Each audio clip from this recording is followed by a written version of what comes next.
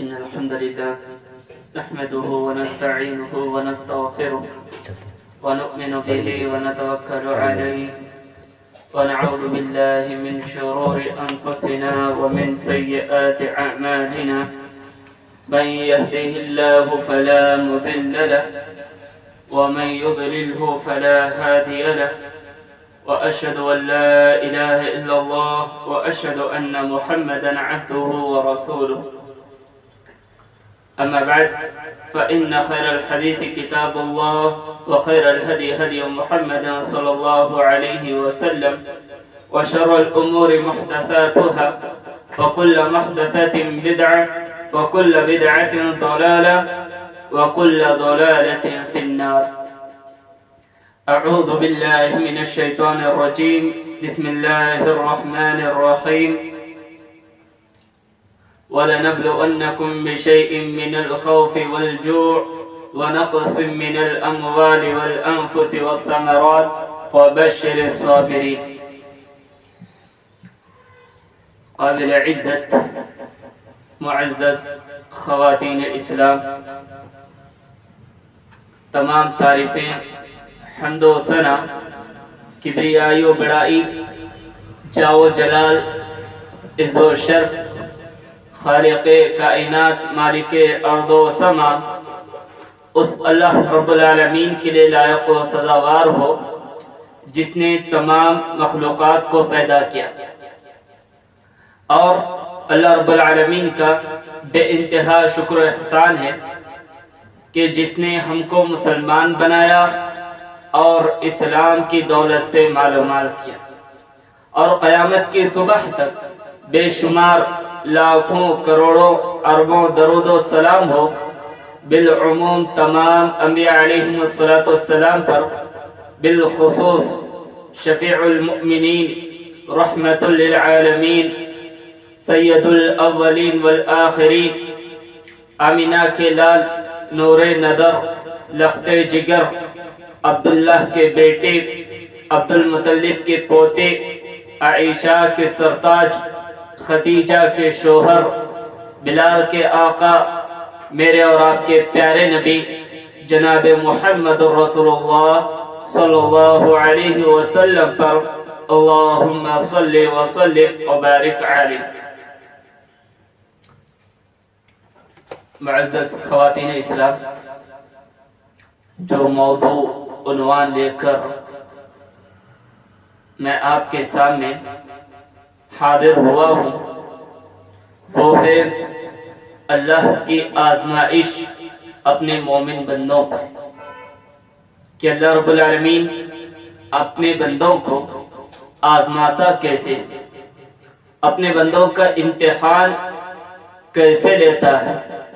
اپنی بات کو شروع کرنے سے قبل اللہ رب العالمین سے دعا کرتا ہوں، اے الہ الامین، جو کچھ باتیں اس پروگرام کے درمیان ہوں گی، اے اللہ تو سب سے پہلے ہمیں ان تمام باتوں کو غور سے سننے کی توفیق عطا فرما، سننے کے ساتھ ساتھ سمجھنے کی بھی توفیق عطا فرما، اور سمجھنے کے بعد مجھے اور آپ کو اپنی حالت بدلنے کی توفیق عطا فرما. معزز خواتین اسلام، آزمائش کہتے ہیں کسی کا امتحان ہے. آزمائش کے معنی امتحان، یعنی کسی کا ایگزام لینا. اور یہ جو دنیا ہے، یہ دنیا ہمارے لیے امتحان گاہ ہے، یہ دنیا ہمارے لیے ایگزامینیشن ہال ہے. یہاں اللہ رب العالمین نے اپنے تمام بندوں کو اس لیے نہیں بھیجا کہ ہم دنیا کے اندر آ کر عیش و آرام کریں، بلکہ اللہ رب العالمین نے اس دنیا کو ہمارے لیے امتحان گاہ بنایا ہے. اس دنیا کو اللہ نے ہمارے لیے ایگزامینیشن ہال بنایا ہے. یہاں پر اللہ رب العالمین ہمیں ہر طریقے سے آزمائے گا، ہر طریقے سے ہمارا اگزام لے گا. کیسے لے گا اللہ رب العالمین نے اس کی بھی وضاحت کر دی ہے. اللہ رب العالمین نے فرمایا الذی خلق الموت والحیات لیبلوکم ایکم احسن عملا۔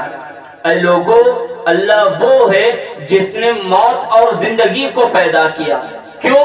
لیبلوکم ایکم احسن عملا، تاکہ وہ تمہیں یہ دیکھنا چاہتا ہے کہ اس نے تمہیں دنیا کے اندر بھیجا اپنے مقصد کے لیے، اپنے عبادت کے لیے۔ وہ یہ دیکھنا چاہتا ہے لیبلوکم ایکم احسن عملا، کہ تم میں کون عمل کرنے میں اچھا ہے۔ اللہ رب العالمین نے ہمیں اس لیے مبعوث نہیں کیا کہ ہم دنیا کے اندر آ کر اپنے عیش و آرام کو پورا کرے، دنیا کے اندر آ کر اپنا بینک بیلنس جمع کرے، دنیا کے اندر آ کر خوب پیسہ کمائے، بڑی بڑی بلڈنگیں بنائے، بلکہ اللہ رب العالمین نے ہمیں اس لیے بھیجا ہے کہ وہ ہمارے اعمال کو دیکھنا چاہتا ہے کہ کون سا بندہ کس قدر اللہ رب العالمین سے کس قدر محبت کرتا ہے، کس قدر اللہ کی عبادت کرتا ہے۔ اللہ نے دوسری جگہ فرمایا احسب الناس ان يتركوا ان يقولوا آمنا وهم لا يفتنون۔ اے نبی، کیا یہ لوگ گمان کرتے ہیں کہ لوگ اتنا کہہ دے کہ ہم تو مسلمان ہو گئے، اب ہمیں نمازیں بھی پڑھنے کی ضرورت نہیں ہے، اب ہمیں روزے بھی رکھنے کی ضرورت نہیں ہے، زیادہ نیک کام کرنے کی ضرورت نہیں ہے۔ یہ لوگ بس اتنا کہہ دے کہ چلو ہم مسلمان ہو گئے، نبی کا ہم نے کلمہ پڑھ لیا ہے، تو کیا ہم انہیں چھوڑ دیں گے؟ یہ لوگ گمان کر رہے ہیں کہ اتنا کہنے پر ہم ان کو چھوڑ دیں گے، اتنا کہنے کی وجہ سے انہیں چھوڑ دیا جائے گا۔ وَلَقَدْ فَتَنَّا مِنْ قَبْلِ وَلَقَدْ فَتَنَّا الَّذِينَ مِنْ قَبْلِهِمْ، جبکہ ان سے پہلے جتنے لوگ آئے تھے، جتنے نبی آئے تھے، جتنے نبی کی امتیں آئی تھی، ہم نے ان تمام لوگوں کو آزمایا ہے، ہم نے ان تمام لوگوں کا امتحان لیا ہے۔ غور کریں میری ماں بہنوں، یہ جو دنیا ہے ہمارے لیے ایگزامینیشن ہال ہے۔ یہاں اللہ رب العالمین ہمیں ہر طریقے سے آزمائے گا، کبھی بھوک کے ذریعے، کبھی پیاس کے ذریعے، کبھی خوف کے ذریعے، کبھی مال دے کر، کبھی خوشی عطا کر کے، کبھی ہم سے مال چھین کے، کبھی ہم پر کوئی بڑی مصیبت ڈال کر آزمائے گا۔ مگر مومن کی ایک پہچان یہ ہے کہ مومن کبھی پریشانیوں سے بھاگتا نہیں ہے، کبھی مومن پریشانیوں سے ڈرتا نہیں ہے، کبھی اللہ کی نافرمانی ان مصیبتوں میں کرتا نہیں ہے۔ یہ مومن کی پہچان یہ ہے کہ وہ تمام مصیبتوں میں، تمام پریشانیوں میں صبر کے دامن کو تھام لیتا ہے، وہ فوراً اللہ رب العالمین کی طرف رجوع ہو جاتا ہے۔ غور کریں، اللہ رب العالمین نے سورہ بقرہ کے اندر اس کی وضاحت کر دی کہ اللہ رب العالمین آزماتا کیسے ہے۔ سورہ بقرہ اٹھائیے، اللہ تعالیٰ فرماتا ہے وَلَنَبْلُوَنَّكُمْ بِشَيْءٍ مِّنَ الْخَوْفِ وَالْجُوعِ وَنَقْصٍ مِّنَ الْأَمْوَالِ وَالْأَنفُسِ وَالثَّمَرَاتِ وَبَشِّرِ الصَّابِرِينَ۔ اے لوگو، ہم تمہیں ضرور بے ضرور آزمائیں گے، ہم تمہارا ضرور بے ضرور امتحان لیں گے۔ وَلَنَبْلُوَنَّكُمْ بِشَيْءٍ مِّنَ الْخَوْفِ، ہم تمہیں ضرور بے ضرور آزمائیں گے، اور ہم تمہیں کیسے آزمائیں گے؟ من الخوف، ہم تمہیں خوف کے ذریعے، ڈر کے ذریعے، دہشت کے ذریعے آزمائیں گے، ہم تمہارے اوپر دوسروں کا خوف ڈال کر آزمائیں گے، اور دیکھیں گے کہ تم ان سے ڈرتے ہو یا نہیں ڈرتے ہو۔ میری ماں بہنوں، آج ذرا دنیا کا جائزہ لو، آج اب ذرا دنیا کے اوپر ایک تیرانہ نظر ڈالو۔ آج اکثر مسلمان اللہ کو چھوڑ کر آج ان کے دلوں میں دنیا کے لوگوں کا خوف موجود ہے۔ آج دنیا کے مسلمان اللہ کو چھوڑ کر اللہ کی بنائی ہوئی مخلوق سے ڈر رہے ہیں۔ آج اللہ کا خوف ان کے دلوں میں نظر نہیں آ رہا ہے۔ اگر ان کے دلوں میں کسی کا خوف ہے تو اللہ رب العالمین کے بنائی ہوئی ان مخلوق کا خوف ان کے دلوں میں موجود ہے۔ اللہ یہی فرما رہا ہے، اے لوگو، ہم تمہارا امتحان لیں گے، ہم تمہیں خوف کے ذریعے آزمائیں گے، دہشت کے ذریعے آزمائیں گے، دوسروں کا خوف ڈال کر آزمائیں گے، اور دیکھیں گے کہ تم ان سے ڈرتے ہو یا نہیں ڈرتے ہو۔ آج غور کریں، کتنے ایسے مسلمان ہیں آج دنیا کے بہت سارے لوگوں سے وہ ڈرتے ہیں۔ آج دنیا کی معاملی حکومتوں سے آج ڈر رہے ہیں. ارے اب تو مسلمانوں کے ہاتھ سے سب کچھ نکل چکا ہے. اب یہ سارے مسلمانوں کے دشمن مسلمانوں کو ختم کرنے میں لگے ہیں. دیکھو فلسطین والوں کا کیا حال ہو چکا ہے. دیکھو غزہ کے اندر کیسے مسلمانوں کو مارا جا رہا ہے. بنگال کے اندر دیکھو کیسے مارا جا رہا ہے. طرح طرح ایک طرف سے تمام مسلمانوں کو یہ مسلمانوں کے دشمن ہمیں ختم کرتے بھی آ رہے ہیں. کہیں ایسا نہ ہو کہ یہ ہمارے اوپر بھی اٹیک نہ کر دے, یہ مسلمانوں کو ہمارے اوپر بھی اٹیک کر کے ہمیں ختم نہ کروا دے. اللہ کے بندیوں, آج ہمارا خوف ان دنیا کے لوگوں پر ہے. ذرا غور کرو, آج ہمارا ایمان اتنا زیادہ کمزور, اتنا زیادہ کمزور, اللہ کو چھوڑ کر اللہ کی بنائی ہوئی مخلوق سے ڈر رہے ہیں. ذرا غور کرو, آج ایمان نہ ہونے کی وجہ سے آج ہم ان ایسے حادثوں کا شکار ہو چکے ہیں. یاد رکھو, اللہ رب العالمین فرماتا ہے وَمَا أَصَابَكُم مِّن مُّصِيبَةٍ فَبِمَا كَسَبَتْ أَيْدِيكُمْ. اے لوگوں, جو مصیبت تمہارے پر آتی ہے, جو پریشانی تمہارے پر لائق ہوتی ہے, اس میں اللہ رب العالمین کا کوئی قصور نہیں ہے, بلکہ تمہارے ہی ہاتھوں کی کمائی ہے, تمہارے ہی گناہوں کی وجہ ہے. جو گناہ تم کرتے ہو, جو بدعمالیاں تم کرتے ہو, جو اللہ کی نافرمانی تم کرتے ہو, اسی وجہ سے یہ تمام مصیبتیں تمہارے پر آتی ہیں. اور اگر بندہ مومن ہوتا ہے, ایمان والا ہوتا ہے, تو کبھی بھی ایسی مصیبتوں پر اللہ کو چھوڑ کر وہ غیر اللہ کے سامنے جا کر اپنا ماتھا نہیں ٹیکتا ہے. وہ اللہ کی ذات پر اس کا اور زیادہ ایمان مضبوط ہو جاتا ہے, وہ اللہ کی ذات پر اور زیادہ بھروسہ کرنے والا ہوتا ہے. غور کریں, اسلام کا خاتمہ کرنے کے لیے آپ تاریخ اٹھا لیجئے, کتنے لوگ گئے جنہوں نے اسلام کو تباہ کرنے کی کوشش کی, اسلام کو دنیا کی ہستی سے, دنیا کے صفحے سے مٹانے کی کوشش کی ہے, مگر ان سارے دشمن میں مل کر اسلام کا ایک بال باقی نہ کر سکے. آج مسلمان خوف کھا رہا ہے, بلکہ اللہ نے کہا کہ تمہیں صرف زیادہ ڈرنے کی ضرورت نہیں ہے, بس تم اپنے ایمان کی حفاظت کرو, اپنے ایمان کو مضبوط کرو, اپنا جو بھروسہ ہے, توکل ہے, یہ اللہ کی ذات پر مکمل کرو, اللہ کی ذات پر مکمل بھروسہ, مکمل اعتماد رکھو. اللہ رب العالمین تمہاری مدد فرمائے گا, اللہ رب العالمین تمہاری مدد کرے گا. اللہ نے کیا کہا, دیکھیے, خوف کی دو چیزیں ہوتی ہیں, خوف کی دو قسمیں ہیں. پہلی قسم ایک ہوتا ہے اللہ کا خوف, دوسرا اللہ کے بندوں کا خوف. اب جو شخص اللہ رب العالمین سے ڈرتا ہے, اپنے دل میں اللہ رب العالمین کا خوف پیدا کرتا ہے, اس کے لیے کیا بشارت سنائی گئی. اللہ رب العالمین کہتا ہے وَأَمَّا مَنْ خَافَ مَقَامَ رَبِّهِ وَنَهَى النَّفْسَ عَنِ الْهَوَىٰ. جو شخص اللہ رب العالمین کے سامنے کھڑے ہونے سے ڈرے گا, جو شخص اللہ رب العالمین کے سامنے کھڑے ہونے سے خوف کھاتا ہے, اللہ کا ڈر اپنے دل میں پیدا کرتا ہے, فَإِنَّ الْجَنَّةَ هِيَ الْمَأْوَىٰ, تو اس کا ٹھکانہ جنت ہے, وہ سیدھا جنت میں جائے گا. غور کرے, اللہ رب العالمین سے خوف کھانے والوں کے بارے میں کہا جا رہا ہے کہ ان کے لیے جنت ہے, اور اللہ نے دوسری آیت میں فرمایا وَلِمَنْ خَافَ مَقَامَ رَبِّهِ وَجَنَّتَانِ, جو شخص اپنے رب کے سامنے کھڑے ہونے سے ڈرا, ایسے شخص کے لیے دو جنتیں. کون سے بندے کے لیے؟ جو بندہ یا بندی اپنے رب سے خوف کھاتی ہے, اپنے دل میں اللہ رب العالمین کا ڈر پیدا کرتی ہے. کیسے؟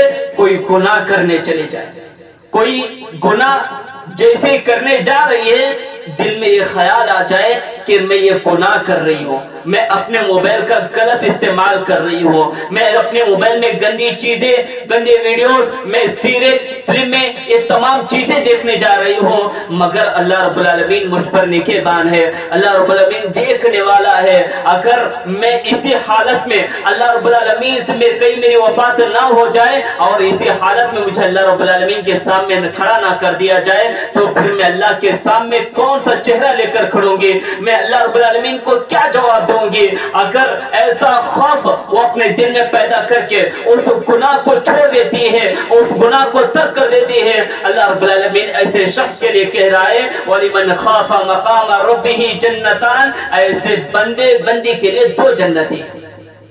اور کرے, اور اللہ رب العالمین نے یہ جو خوف ہے، خوف کھانے والوں کی صفت بیان کرتے ہوئے فرمایا کہ یہی لوگ جو اپنے دل میں اللہ رب العالمین کا خوف پیدا کرتے ہیں، یہی حقیقی مومن قرار دیا ہے۔ انہی لوگوں کو اللہ نے حقیقی مومن قرار دیا ہے۔ سورہ انفال کی دوسری آیت اٹھائی، اللہ رب العالمین فرماتا ہے انما المؤمنون الذين اذا ذكر الله وجلت قلوبهم، اے لوگو حقیقی مومن وہ ہے اذا ذکر اللہ وجلت قلوبهم، جب ان کے سامنے قرآن پڑھا جاتا ہے، جب ان کے سامنے اللہ کا ذکر ہوتا ہے، جب ان کے سامنے قرآن کی آیتوں کو پڑھا جاتا ہے، جب ان کے سامنے جہنم کی آیتوں کو پڑھا جاتا ہے، عذاب کا ذکر ان کے سامنے کیا جاتا ہے، وجلت قلوبهم، ان کے دل کپ کپانے لگتے ہیں، ان کے دل تھڑتھڑانے لگتے ہیں، ان کے روتے کھڑے ہو جاتے ہیں۔ وَإِذَا تُلِيَتْ عَلَيْهِمْ آيَاتُهُ زَادَتْهُمْ إِيمَانًا، اور ان کے ایمان میں اضافہ ہوتا ہے۔ وَعَلَى رَبِّهِمْ يَتَوَكَّلُونَ، اور حقیقی مومن وہ ہے جو اپنے رب پر مکمل اعتماد رکھتے ہیں، اپنے رب پر مکمل بھروسہ رکھتے ہیں۔ غور کرے، حقیقی مومن کی صفت بیان کی گئی۔ حقیقی مومن وہ ہے جب ان کے سامنے قرآن پڑھا جا رہا ہے، جب ان کے سامنے جہنم کے تعلق سے بتایا جا رہا ہے، جہنم کی وعیدیں ان کے سامنے سنائی جا رہی ہے، وہ ان کے دل کپ کپانے لگتے ہیں، ان کے رونگٹے کھڑے ہو جاتے ہیں، ان کے دلوں کی دنیا بدل جاتی ہے، ان کی کیفیتیں بدل جاتی ہیں، اس قدر خوف کھانے لگتے ہیں۔ مگر میری ماں بہنوں، آج ذرا غور کریں، آج اپنی زندگیوں پر ایک طائرانہ نظر ڈالیں۔ آج میرا اور آپ کا کیا حال ہے؟ آج اللہ رب العالمین کا خوف کلی طور پر ختم ہو چکا ہے، کسی کو کوئی پرواہ نہیں ہے۔ ہمارے بچے گناہ کر رہے، کرنے دو، کھلے عام ہماری نظروں کے سامنے ہمارے بچے بیٹھ کر بڑی بڑی فلمیں دیکھ رہے ہیں، دیکھنے دو، وہ بیٹھ کر گانے سن رہے ہیں، گانے سننے دو، وہ ہماری نظروں کے سامنے ڈانس کر رہے ہیں، ڈانس کرنے دو، کوئی پرواہ نہیں ہے۔ نہ اللہ رب العالمین کا خوف ہمارے دلوں میں ہے، نہ ہمارے بچوں کے دلوں میں ہے۔ کلی طور پر اللہ رب العالمین کا خوف ہمارے دلوں سے ختم ہو چکا ہے۔ پچھلے انبیاء کی ایک بڑی پیاری حدیث ہے، اللہ کے نبی نے فرمایا اذا لم تستحی فاصنع ما شئت۔ اس حدیث کو آپ اپنے ساتھ لے جائیے اور غور کیجیے، کہیں ہم بھی اس حدیث کے شکار نہ ہو جائیں۔ اپنے آپ سے سوال کیجیے کہ کہیں ہم بھی اس حدیث کے کہیں شکار تو نہیں ہو گئے۔ اللہ کے نبی فرماتے ہیں اذا لم تستحی فاصنع ما شئت، جس کے دل سے حیا ختم ہو جائے، جس کے دل سے ایمان ختم ہو جائے، فاصنع ما شئت، پھر اس کے لیے کوئی بھی گناہ نہیں ہے۔ تصور کریں، اس حدیث پر غور کریں، اللہ کے نبی نے ایک لائن میں کتنی بڑی جامع بات بتائی ہے۔ یہ لائن چھوٹی ہے لیکن اس کا معنی بڑا معنی خیز ہے۔ اللہ کے نبی نے کہا جس کے دل میں ایمان ختم ہو جائے، یعنی ایمان ختم ہونے کی پہچان یہ ہے اگر ہم گناہ کر رہے ہیں، غلط کام کر رہے ہیں، نماز چھوڑ رہے ہیں لیکن کوئی فرق نہیں پڑ رہا ہے، روزے چھوڑ رہے ہیں کوئی فرق نہیں پڑ رہا ہے، گندے کام کر رہے ہیں کوئی فرق نہیں پڑ رہا ہے، گالیاں دے رہے ہیں، دل کو اوپر کوئی افسوس نہیں ہے، نہ ہی ہمیں احساس ہو رہا ہے کہ ہم گناہ کر رہے ہیں۔ جب یہ کیفیت ہمارے دلوں میں آ جائے تو جان لیجئے کہ ہمارے دلوں سے ایمان ختم ہو چکا ہے، ہمارے دلوں سے حیا ختم ہو چکی ہے، اور اب ہمارے لیے کوئی بھی گناہ بن کے نظر نہیں آئے گا۔ آج ہماری زندگی میں ہو رہا ہے نہیں ہو رہا ہے، آج یہ ساری چیزیں ہماری زندگی میں دیکھنے کو نظر آ رہی ہیں، آج یہ ساری چیزیں ہمارے اندر موجود ہیں۔ غور کریں، خوف اللہ رب العالمین کا اپنے دلوں میں پیدا کیجئے۔ یہ ہوتا ہے خوف اپنے مومن بندوں کے دلوں میں، اور دوسرا خوف اللہ کی بنائی ہوئی مخلوق۔ اگر کوئی شخص اللہ کو چھوڑ کر اللہ کی بنائی ہوئی مخلوق سے ڈرتا ہے، بنائی ہوئی مخلوق سے اللہ کے بندوں کا خوف اپنے دل میں پیدا کرتا ہے، ایسا شخص گویا کہ اللہ کے ساتھ شرک کر رہا ہے۔ ایسے بندے کو چاہیے کہ وہ اپنے اس عمل سے رجوع کر لے، وہ اللہ کے بندوں کو چھوڑ کر اللہ کا خوف اپنے دل میں پیدا کرنے کی کوشش کرے، کیونکہ یہ خوف یہ ایک عبادت ہے، اور یہ عبادت اللہ رب العالمین کے ساتھ خاص ہے۔ اور اگر کوئی بندہ اللہ کو چھوڑ کر کسی اور کا خوف اپنے دل میں پیدا کرتا ہے تو گویا کہ وہ اللہ کے ساتھ شرک کر رہا ہے۔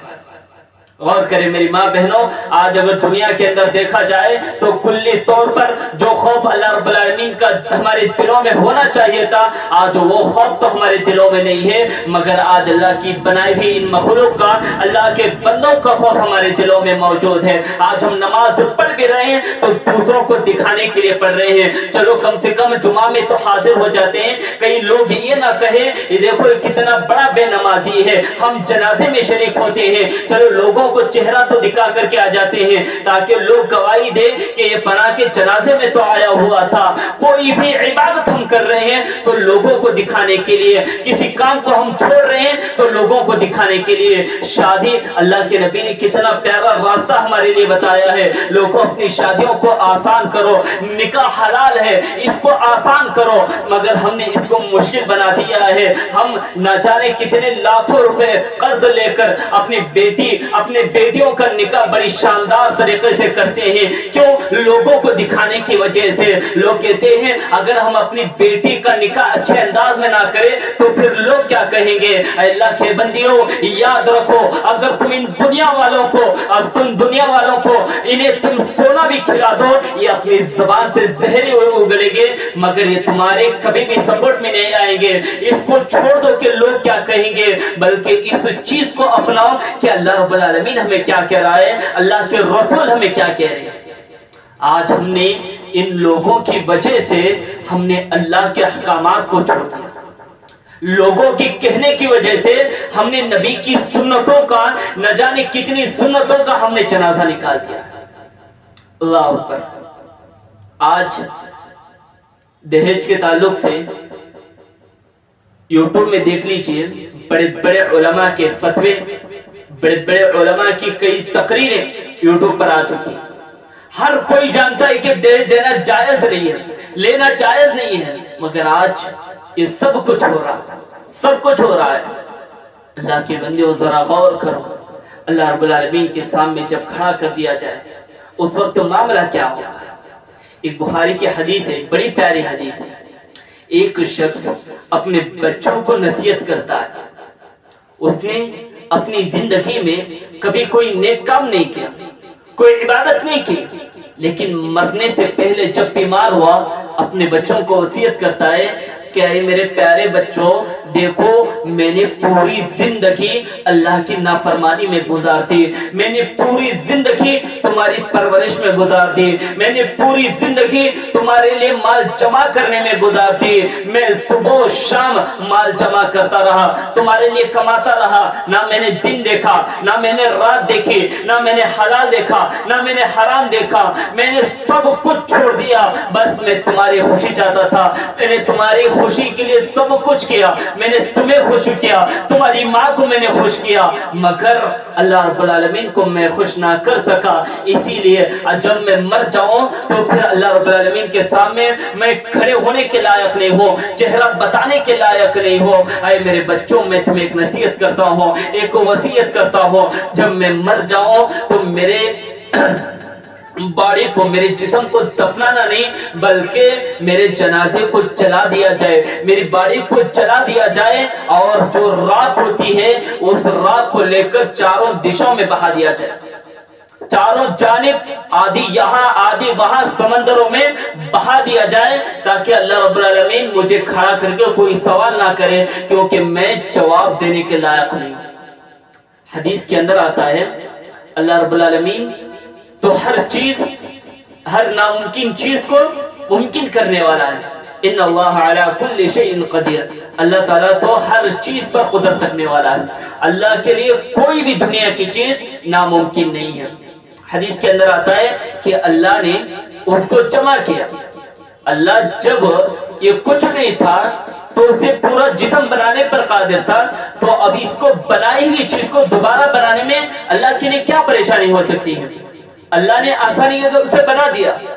وہ بندہ کہتا ہے اے اللہ تیری اتنی سخت پکڑ، اتنی خطرناک پکڑ، اے اللہ میں تجھ سے بچنے کے لیے، تجھ سے خوف کھاتے ہوئے میں نے اپنے بچوں سے وصیت کی تھی کہ وہ مجھے جلا کر راکھ ادھر ادھر بہا دے۔ اے اللہ تیری اتنی سخت پکڑ، اے اللہ تم مجھ سے کوئی سوال نہ کرنا، اے اللہ میں کوئی جواب دینے کے لائق نہیں ہوں، اے اللہ تیرے کسی سوال کا جواب میرے پاس نہیں ہے، اے اللہ میں نے زندگی میں تیرے لیے کوئی عبادت نہیں کی ہے۔ اللہ رب العالمین کہتا ہے اے بندے کیا میں تجھے ایسی بادشاہت عطا نہ کروں جس طرح دنیا کے اندر بڑے بڑے مہاراجہ بادشاہت کیا کرتے تھے۔ وہ بندہ کہتا ہے اے اللہ تم مذاق تو نہیں کر رہا ہے، اے اللہ میں نے گناہ کیا ہے، میں نے نافرمانی کی ہے اور تو جنت میں ڈالنے کی بات کر رہا ہے۔ اللہ رب العالمین کہتا ہے اے بندے یقیناً تو نے دنیا کے اندر میری نافرمانی کی ہے، مجھے راضی کرنے کی کوشش نہیں کی، مگر آخری لمحے میں، آخری وقت میں جو خوف تیرے دل میں تھا، جو تو خوف اپنے دل میں، جو میرا خوف تو نے اپنے دل میں پیدا کیا، بس اسی خوف کی وجہ سے میں نے تیرے سارے گناہوں پر پردہ ڈال دیا اور میں نے تجھ پر جہنم کو حرام کر دیا اور جنت کو میں نے تیرے لیے واجب کر دیا۔ صرف ایک عمل کی وجہ سے، صرف ایک عمل کی وجہ سے۔ میری بندیوں غور کریں، میری مسلمان بہنوں، آج کلی طور پر ہمارے دلوں سے اللہ کا خوف کلی طور پر نکل چکا ہے۔ آج بہت سارے گناہ، بڑے بڑے گناہ ہم کر رہے ہیں۔ ہمیں کتنی ایسی خواتین ہیں، مسلمان عورتیں ہیں جو اپنی زبانوں کا غلط استعمال کرتی ہیں، اپنی زبانوں کو اس طرح چلاتی ہیں۔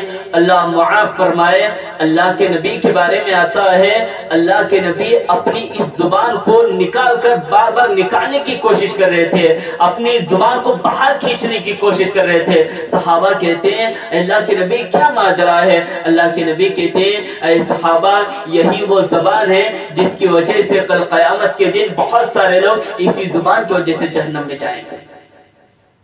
اپنی زبانوں کی حفاظت کیجیے اور اپنے دل میں اللہ رب العالمین کا خوف پیدا کیجیے۔ کوئی بھی گناہ کرنے سے پہلے یہ جان لیجئے کہ اللہ نے 2 فرشتے ہمارے دائیں بائیں جانب مقرر کر دیے کرامن کاتبین، یہ ہمارے اچھائیوں کو، ہمارے برائیوں کو، یہ تمام چیزوں کو لکھنے والے ہیں۔ اور اتنا یاد رکھیں آپ جو بھی عمل کریں نا، جو بھی عمل کریں اللہ کی رضا کے لیے کریں۔ یہ دنیا والے کیا کہتے ہیں چھوڑ دیجئے، دنیا کے پیچھے نہ بھاگے، آپ یہ دیکھیں کہ ہمارا اسلام کیا کیا ہے، اللہ رب العالمین ہمیں کس چیز کی تعلیم دے رہا ہے، اللہ کے رسول نے ہمیں کیا طریقہ بتایا ہے، آپ ان چیزوں کو دیکھیں۔ اگر یہ چیزیں ہمارے اندر آ جائے تو پھر دنیا کچھ بھی کہے آپ کو کوئی فرق پڑنے والا نہیں ہے، بلکہ آپ کو فرق اس بات سے پڑنا چاہیے کہ میں یہاں اللہ رب العالمین کے احکامات کی مخالفت کر رہی ہوں، میں رسول کی سنتوں کی مخالفت کر رہی ہوں، کہیں ایسا نہ ہو کہ مجھے ان چیزوں کے بارے میں سوال کر لیا جائے تو پھر میں کیا جواب دوں گی۔ یہ جو ہم دنیا کے اندر کہہ رہے ہیں کہ لوگ کیا کہیں گے، لوگ کیا کہیں گے، جب ہماری خبر میں جب یہ معاملہ ہوگا تو یاد رکھو میری ماں بہنوں، ہماری دفاع کے لیے، ہمارے سپورٹ کے لیے کوئی نہیں آئے گا، ہماری سفارش کے لیے کوئی نہیں آئے گا۔ اللہ رب العالمین ہمیں خوف کے ذریعے آزمائے گا، والجوع، اور اللہ رب العالمین ہمیں بھوک کے ذریعے آزمائے گا، بھوک کے ذریعے۔ اب آپ کہیں گے کہ بھلا اللہ ہمیں بھوک کے ذریعے کیسے آزما سکتا ہے جبکہ ہم تینوں وقت اچھی اچھی روٹیاں کھا رہے ہیں، اچھی اچھی غذائیں کھا رہے ہیں، تینوں وقت ہمارے گھر میں اچھے اچھے پکوان پک رہے ہیں، بھلا اللہ ہمیں بھوک کے ذریعے کیسے آزمائے گا؟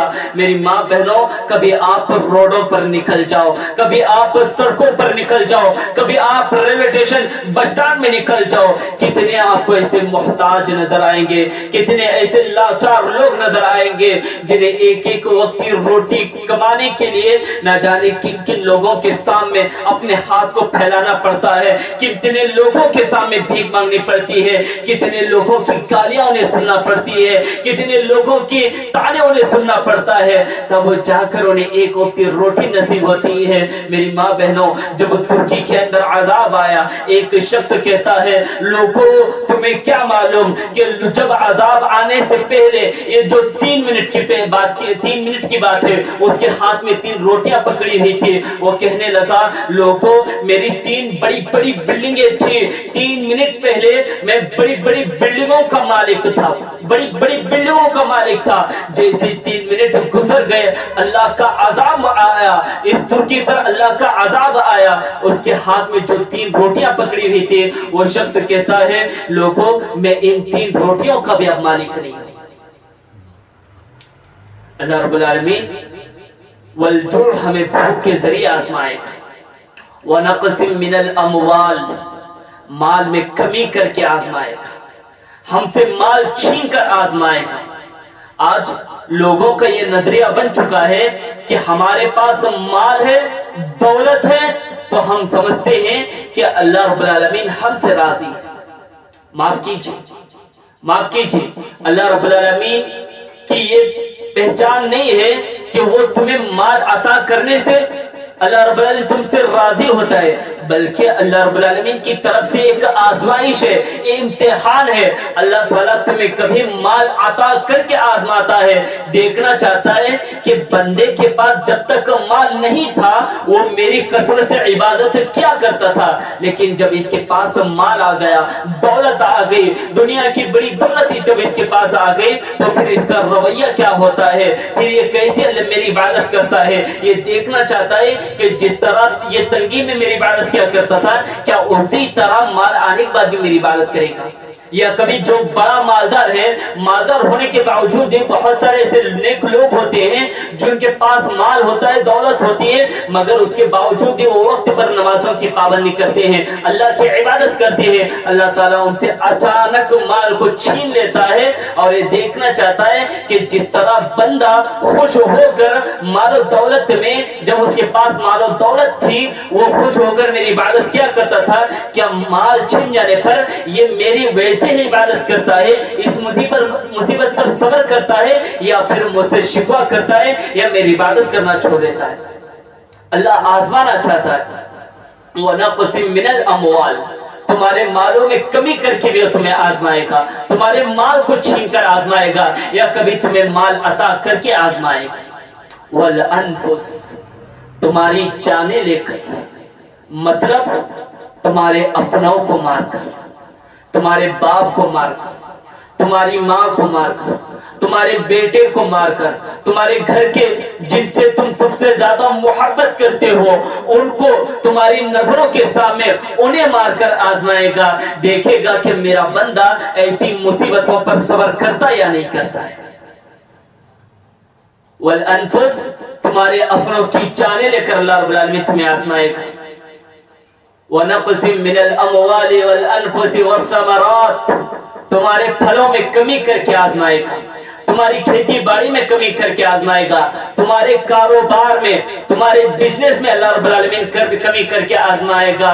دیکھے گا کہ جو بندہ مومن ہوگا, جو بندہ ایمان والا ہوگا, جو بندہ اللہ کی ذات پر مکمل ایمان رکھنے والا ہوگا, وہ ان تمام مصیبتوں پر صبر کرتا ہے یا نہیں کرتا ہے. مگر ایک مومن کی پہچان یہ ہے کہ اس کے اوپر کیسی بھی مصیبت آ جائے, کیسی بھی پریشانی اس کے اوپر آ جائے, وہ ان تمام مصیبتوں پر صبر کے دامن کو مضبوطی سے تھام لیتا ہے. اللہ رب العالمین سے کبھی یہ شکوہ نہیں کرتا کہ اللہ رب العالمین نے میرے ساتھ ہی ایسا کیوں کیا. اور اللہ نے آخر میں کیا کہا, وَبَشِّرِ الصَّابِرِينَ وَبَشِّرِ الصَّابِرِينَ خوشخبری ہے ان لوگوں کے لیے جو ان تمام مصیبتوں پر صبر کرتے ہیں. ایک نقطہ ہمیشہ ذہن میں رکھ لیجئے کہ بغیر صبر کے کوئی بھی کامیابی نہیں, چاہے کتنی بڑی بھی ہو, کامیابی کتنی بڑی ہو, بغیر صبر کے اسے وہ کامیابی کبھی بھی حاصل نہیں ہوگی. انسان کے اندر صبر آ جائے تو بڑی بڑی مصیبتوں کو آسانی سے پی لے گا. بڑی بڑی مصیبتیں اس کے لیے وہ مصیبتیں نہیں رہیں گی. آپ اس آیت کریمہ کو اپنے سامنے رکھیں اور ہمارے پیارے نبی جناب محمد رسول اللہ صلی اللہ علیہ وسلم کی زندگی پر ایک تائرانہ نظر ڈالے تو آپ کو معلوم چل جائے گا کہ اس دنیا کے اندر اس روئے زمین پر سب سے زیادہ اللہ نے اگر کسی کو آزمایا ہے تو سب سے زیادہ ہمارے نبی جناب محمد رسول اللہ صلی اللہ علیہ وسلم کو اللہ نے سب سے زیادہ آزمایا ہے، تاکہ کوئی یہ شکوہ نہ کرے کہ اللہ رب العالمین صرف ہمیں ہی آزماتا ہے۔ حضرت عائشہ کہتے ہیں کہ میں نے اللہ کے نبی سے زیادہ کسی کو تکلیف میں مبتلا ہوتے کسی کو نہیں دیکھا، کسی کو میں نے ایسی تکلیف میں نہیں دیکھا، اتنی زیادہ تکلیف میں نہیں دیکھا جتنی کہ میں نے اپنے سرتاج کو تکلیف میں دیکھا۔ یعنی سب سے زیادہ اللہ نے اپنے نبی کو آزمایا ہے، نبی کی زندگی پر روشنی ڈالی ہے۔ اسی آیت کو آپ اپنے سامنے رکھ کر دیکھیے کہ اللہ نے کیسے اپنے نبی کو آزمایا ہے۔ اللہ تعالیٰ فرماتا ہے وَلَنَبْلُوَنَّكُمْ بِشَيْءٍ مِّنَ الْخَوْفِ، اے لوگو ہم تمہیں خوف کے ذریعے آزمائیں گے۔ اور دیکھیے اللہ رب العالمین نے اپنے نبی کو خوف کے ذریعے آزمایا ہے۔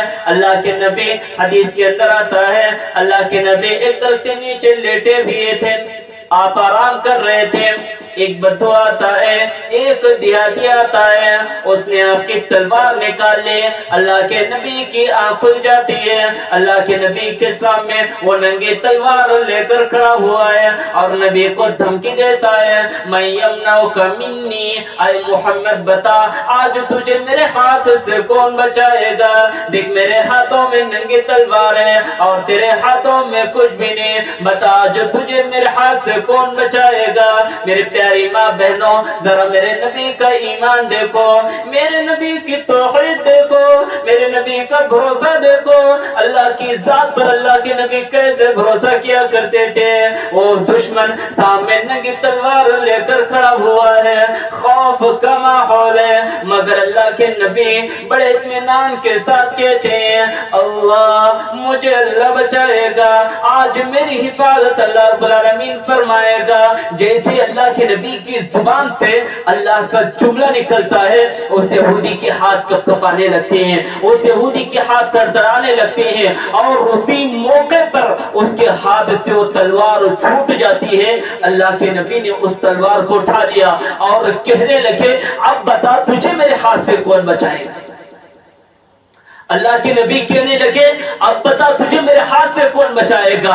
اب وہ تو کافر تھا، یہودی تھا، وہ تو اللہ کو مانتا ہی نہیں تھا، کہنے لگا اے محمد آپ چھوڑ دے، یہ مجھ پر مہربانی ہوگی، آپ چھوڑ دے کرم فرمائی ہوگی۔ اللہ کے نبی اتنے زیادہ رحم دل تھے، اتنے زیادہ رحم دل تھے، اللہ کے نبی نے اسی وقت اس یہودی کو اپنے دشمن کو معاف کر دیا اور کہنے لگے کہ تم مجھ سے وعدہ کر کہ تو کبھی مسلمانوں کے خلاف جنگ میں شریک نہیں ہوگا۔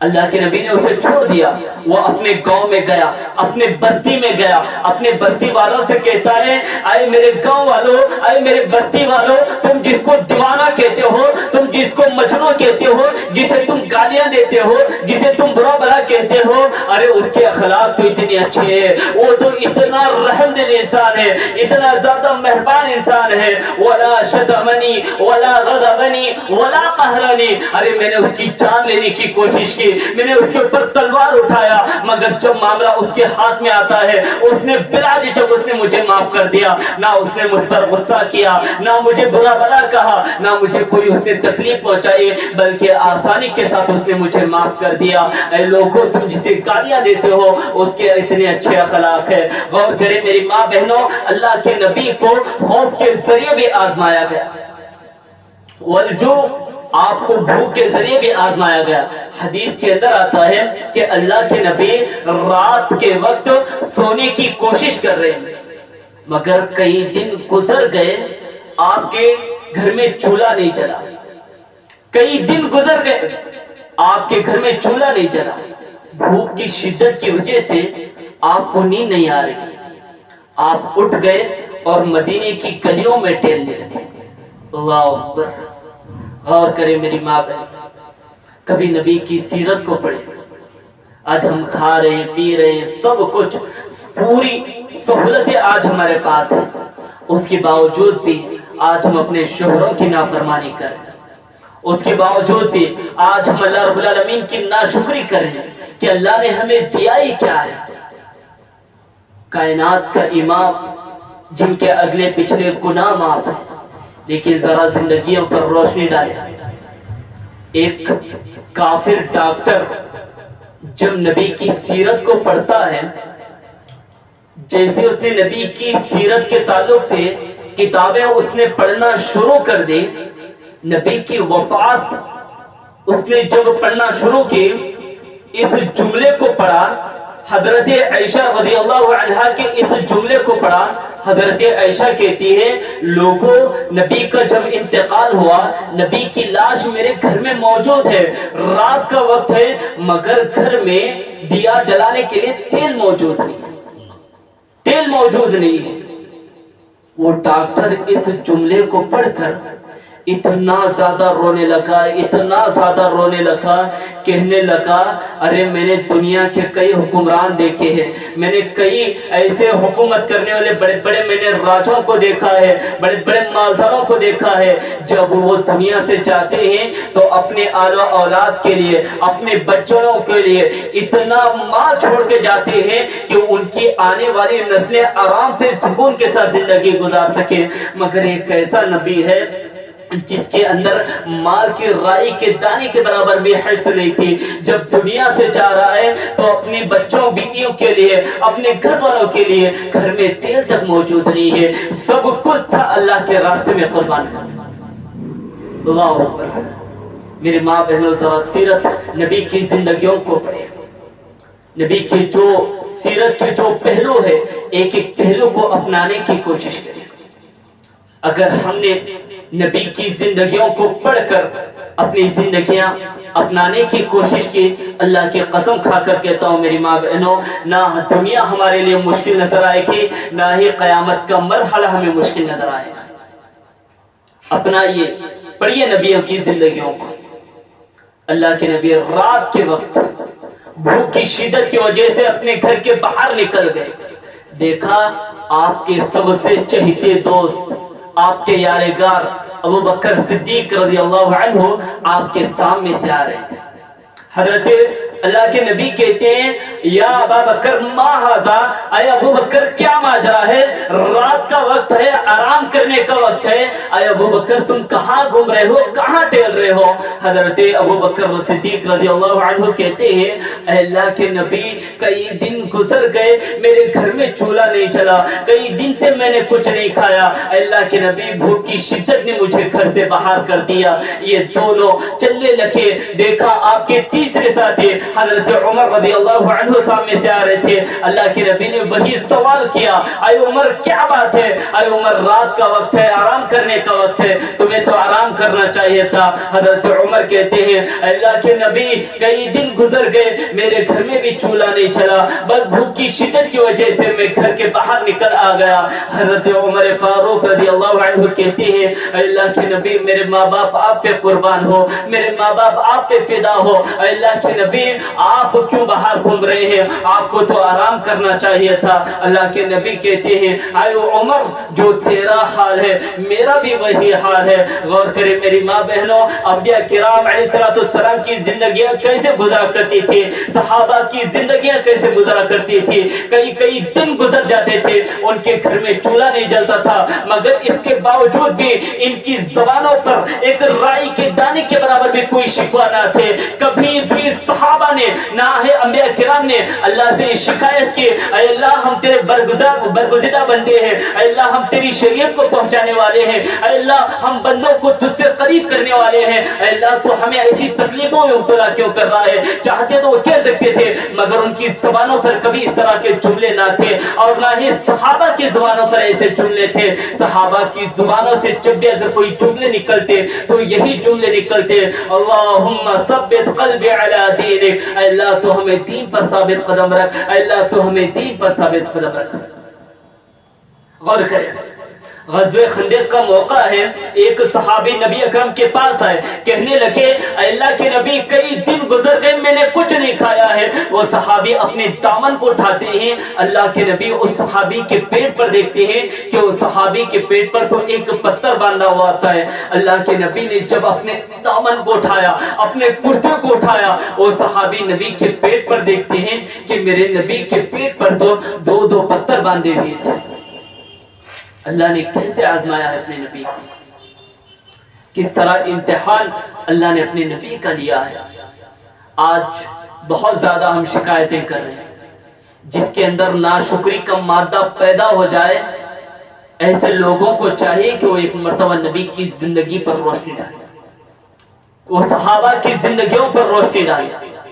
حضرت ابو ہریرہ رضی اللہ عنہ کے بارے میں آتا ہے، لوگوں میں جب علم حاصل کرنے کے لیے اللہ کے نبی کے پاس آیا کرتا، ہم اصحاب صفہ جو مدینے کے اندر ایک چبوترا تھا، دنیا کا سب سے پہلا مدرسہ کہلاتا ہے، یہیں سے بہت سارے صحابہ نے علم حاصل کیا ہے، نبی سے حدیثیں حاصل کی ہے۔ اور حضرت ابو ہریرہ رضی اللہ عنہ یہ کون ہے؟ یہ وہ صحابی ہے جس کے بارے میں اللہ کے نبی نے کہا تھا۔ حضرت ابو ہریرہ جب اللہ کے نبی کے پاس آئے، کہنے لگے اللہ کے نبی من اسعد الناس بشفاعتک یوم القیامہ، اللہ کے نبی قیامت کے دن کون ایسا خوش نصیب شخص ہوگا جس کے حق میں آپ سفارش کرنے والے ہوں گے؟ ابو ہریرہ کہتے ہیں، اللہ کے نبی کہتے ہیں یا ابا ہریرہ لقد ظننت، اے ابو ہریرہ مجھے گمان تھا کہ یہ سوال تم ہی مجھے سب سے پہلے کرو گے، کیونکہ تم میری حدیثوں کے بہت زیادہ شوقین ہو، تم میری حدیثوں کے بہت زیادہ حریص ہو، تم ہمیشہ اس فراق میں رہتے ہو کہ تمہیں تمہاری نبی کی حدیثیں سننے کو مل جائے، تم فوراً اپنے نبی سے کچھ حدیثیں سن لو اور فوراً اسے لکھ لو، تم میرے حدیثوں کے بہت زیادہ حریص ہو۔ اللہ کے نبی نے ابو ہریرہ کے لیے ایسے جملے استعمال کیے تھے۔ وہ ابو ہریرہ کہتے ہیں لوگوں میں جب علم حاصل کرنے کے لیے آتا، میں اصحاب صفہ میں اس مدرسے میں ہی رہا کرتا تھا، مسجد نبی کے اندر جو چبوترا تھا مدرسے کے ٹائپ تھا، میں اسی میں رہا کرتا تھا۔ میں ہر روز اس مسجد نبی کی دہلیز پر دیکھتا ہوں، 5 دن گزر جاتے میں کچھ نہیں کھاتا، میں کئی دن سے دیکھتا ہوں کہ کوئی ایسا اللہ کا بندہ آ جائے جو کچھ روٹی، سوکھی روٹی یا کچھ کھانے کی چیزیں لے کر آ جائے تاکہ اس سے میں شکم سیر ہو جاؤں اور اس سے کچھ چیزیں کھا لوں۔ علم کے خاطر نہ جانے صحابہ نے کتنی قربانیاں دی ہیں۔ صحابہ کی زندگیوں پر غور کرے، کئی دن گزر جاتے تھے، انہیں ایک وقت روٹی نصیب نہیں ہوتی تھی۔ یہ صحابہ کی زندگیاں ہیں۔ اللہ نے اپنے نبی کو بھوک کے ذریعے بھی آزمایا، وَنَقْصٍ مِّنَ الْأَمْوَالِ، مالوں میں کمی کر کے بھی آزمایا۔ صحابہ کے پاس کیا صحابہ واقعی غریب تھے؟ آپ صحابہ کی زندگیوں کو دیکھیں، بڑے بڑے مالدار صحابہ آپ کو مل جائیں گے۔ آج ہم دنیا کے ان سکوں پر، ان نوٹوں کی وجہ سے اپنے ایمان کو بیچ دیتے ہیں۔ ایمان کی کوئی حیثیت نہیں ہے۔ آج کے دور میں ان چھوٹے سے کاغذ کے ٹکڑوں کی وجہ سے ہم اپنے ایمان کو، اپنے ضمیر کو بیچ دیتے ہیں۔ اگر صحابہ پر ذرا غور کریں، ہاتھ میں سونے کے سکے ان کے دلوں میں ان کے ہاتھوں میں ہوا کرتے تھے، مگر وہ جو مال تھا، دولت تھی، وہ صرف ہاتھوں تک تھی، مگر ان کی حرص، اس مال کی حرص، دولت کی حرص، سونے چاندی کی حرص کبھی بھی صحابہ کے دلوں میں نہیں پہنچی۔ دلوں میں اگر کسی چیز کی محبت تھی صحابہ کی تو صرف اور صرف اللہ اور اس کے رسول کی محبت تھی۔ حضرت عائشہ رضی اللہ عنہا ایک مرتبہ اپنے غلام سے کہہ رہی ہے کہ اے میرے غلام، ہم نے صبح کو تو کھا لیا، اب دوپہر کیا کھائیں گے؟ گھر میں تو کچھ نہیں ہے کھانے کے لیے، ہم دوپہر کیا کھائیں گے؟ ابھی یہ گفتگو ہو رہی ہے، اتنے میں ایک قاصد سونے کے سکے لا کر حضرت عائشہ کو دیتا ہے۔ حضرت عائشہ رضی اللہ عنہ کو سونے کے سکے لا کر دیتا ہے۔ ابھی بات دوپہر کے کھانے کی چل رہی تھی، حضرت عائشہ رضی اللہ عنہ نے ان تمام سارے سونے کے سکے اٹھائے اور اٹھا کر تمام فقراء میں, غریبوں میں صدقہ و خیرات کر دیا. پورے جتنے بھی سونے کے سکے تھے تمام سونے کے سکوں کو صدقہ و خیرات کر دیا.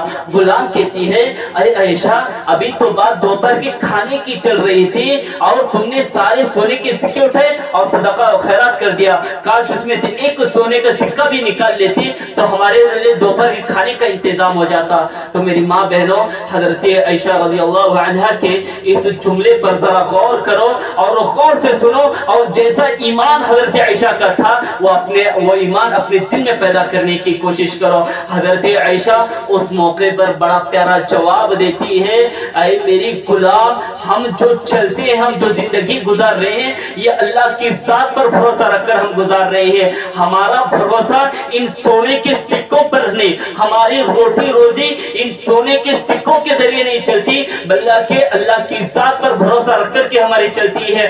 ہمارا رازق اللہ ہے, کھلانے والا اللہ ہے, پلانے والا اللہ ہے, لہذا ہمارا بھروسہ ان سونے کے سکوں پر نہیں. غور کریں کیا بڑا پیارا جواب حضرت عائشہ رضی اللہ عنہا نے دیا ہے. آج ہم ایک سال 2 سال کے لیے پہلے سے ہی ہم راشن لے کر اسٹور کر کے رکھ دیتے ہیں, مگر غور کیجئے کیسے اللہ کی ذات پر بھروسہ رکھ کے صحابہ اپنی زندگیاں گزارا کرتے تھے.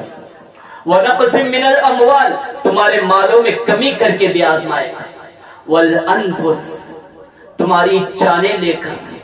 مطلب اللہ نے آپ کی زندگی میں, آپ کی موجودگی میں, آپ کے بہت سارے لوگوں کو مار کر اللہ نے آپ کو آزمایا. نبی کی زندگی آپ غور کریں کہ اللہ کے نبی جب پیدا بھی نہیں ہوئے آپ کی والد کا انتقال ہو گیا, آپ کے باپ کا انتقال ہو گیا. جب آپ 6 سال کی عمر میں پہنچے, دائی حلیمہ نے آپ کو لے آ کر آپ کی ماں حضرت آمینہ کے پاس چھوڑ دیا. آپ اپنی ماں کے پاس ہیں. آپ اپنی ماں حضرت آمینہ آپ کو لے کر مکہ آتی ہے یا مدینہ آتی ہے. مدینہ جہاں آپ کے ننہال تھا.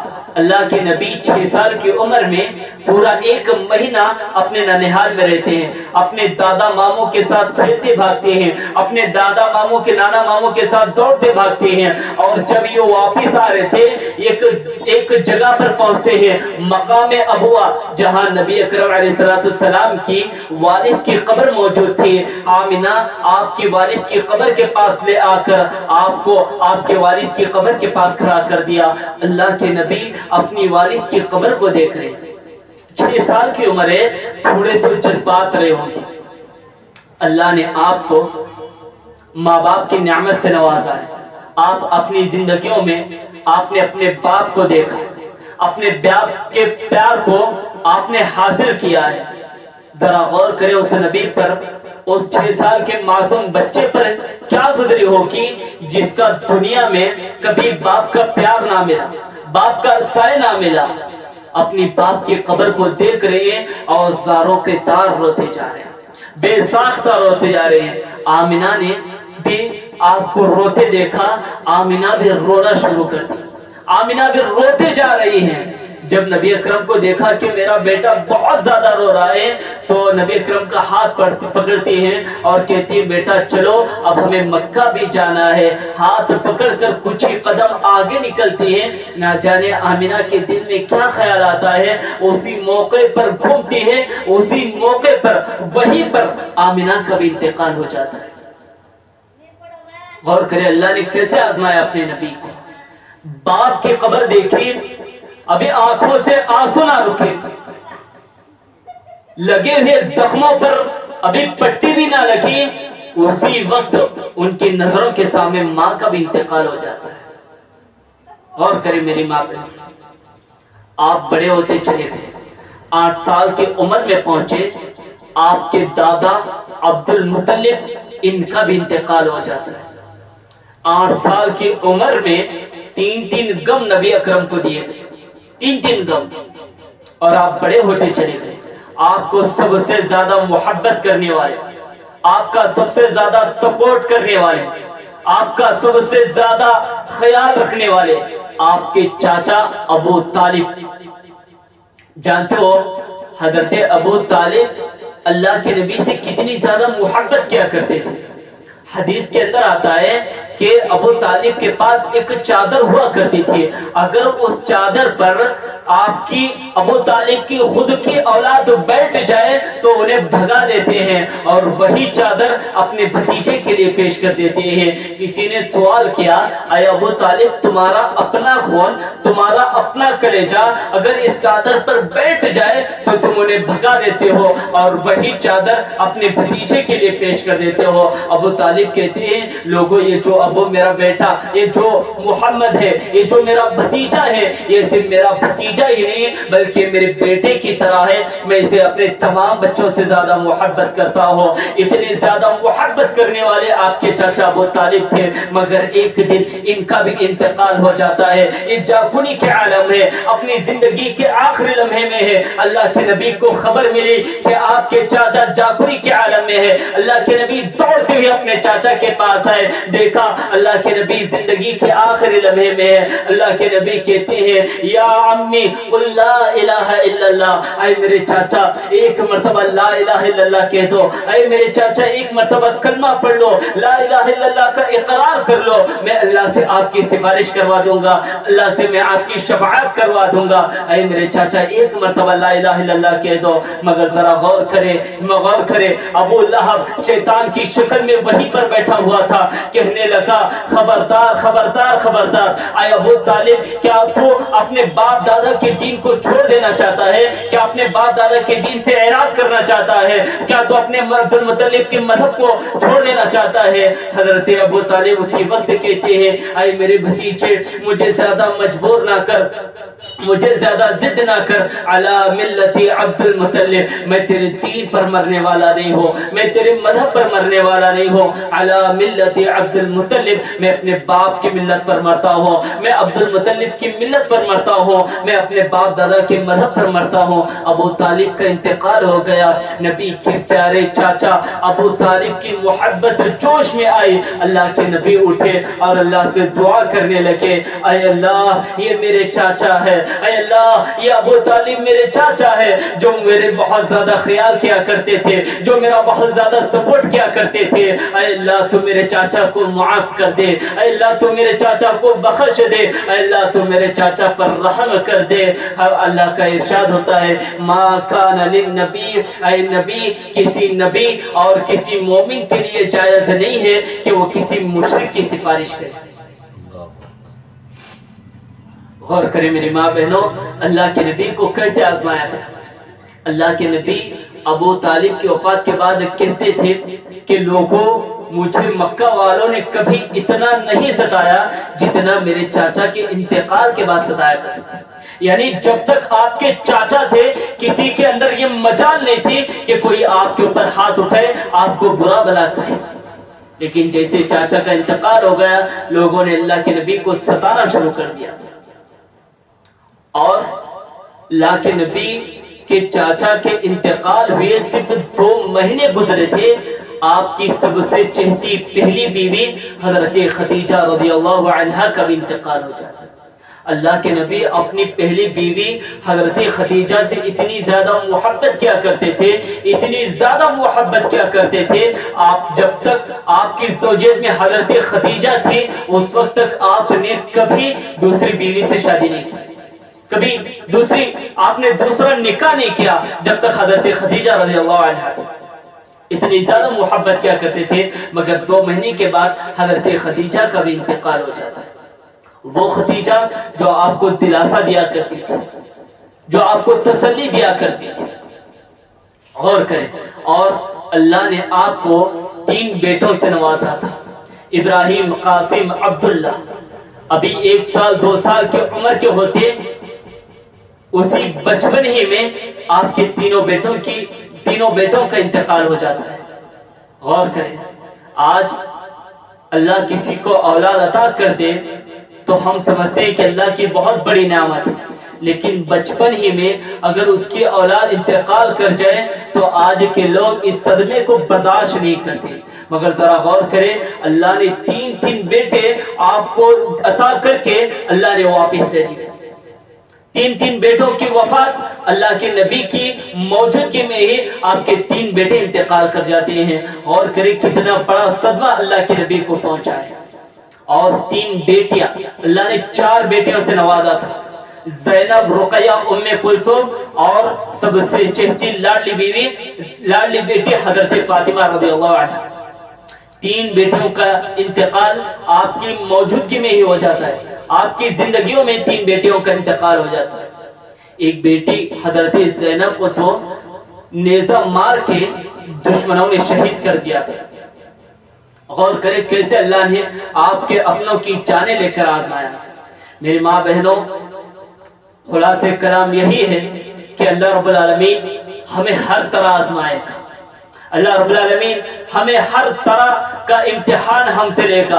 अल्लाह हमें कभी भूख के जरिए आजमाएगा, कभी खौफ के जरिए आजमाएगा, कभी डर के जरिए, कभी दहशत के जरिए, कभी माल में कमी करके आजमाएगा, कभी मालो दौलत अता करके आजमाएगा, कभी हमें हमारे अपनों की जानें लेकर आजमाएगा। मगर मोमिन की पहचान ये है, मोमिन का शेवा ये है, मोमिन का हथियार ये है कि वो इन तमाम मुसीबतों पर सब्र करे, इन तमाम परेशानियों पर सब्र करे। और याद रखो, कितनी भी बड़ी मुसीबत तुम पर आ जाए, तुम फौरन अल्लाह की तरफ रुजू कर लो, तुम अल्लाह की तरफ लौट जाओ, ना कि अल्लाह से शिकायत करने वाली बन जाओ।